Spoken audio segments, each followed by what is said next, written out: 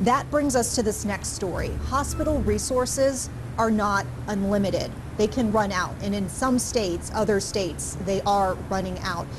And it's not just about beds and ventilators. You need staff to staff these beds and ventilators and provide the care.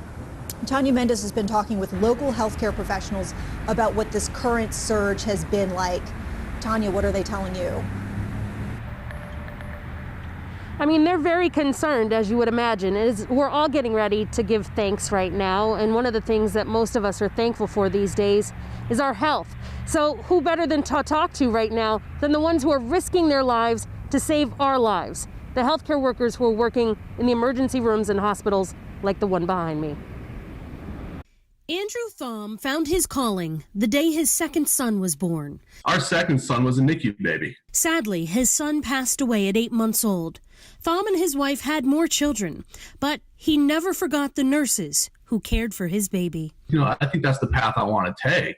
Now a nurse working at Novant Health's Presbyterian Intensive Care Unit, helping other families the way the nurses helped his. Just go in every day and knowing that you're the only one there that's there for them. Especially now that Thom finds himself in the midst of a pandemic he says no one prepared for. Our whole world got flipped upside down. Thom says he'd trained for a sprint, wound up running a marathon. At home, he couldn't love on his children the way he wanted. They always come in and give me a big hug. Well, now it became a high foot until I've decontaminated. At work, he was seeing and hearing about too many goodbyes. They tried to stave off the ventilator as long as they could, and that patient chose to use that last phone call to say goodbye to their loved ones. And you'll never get used to that, especially seeing the cases in the ICU, knowing that they might be right. They might not come off that ventilator. That's a tough thing to swallow. As COVID-19 cases are spiking again, hospital staff are stretched thin.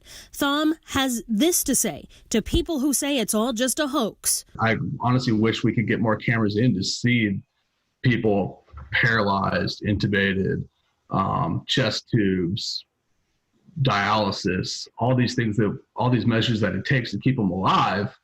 And yeah, that's a very small percentage of the positive COVID cases, but they are out there. And as so many people are preparing to give thanks this week, Thom would just be thankful if he doesn't have to see you in his ICU.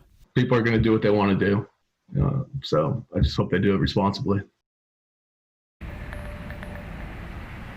And Thom says he is especially grateful for all the people who are in the trenches with him and for the respiratory therapists. And of course, his wife, who it's important to point out is a school teacher. He says he now has a whole new level of appreciation for what she does every day.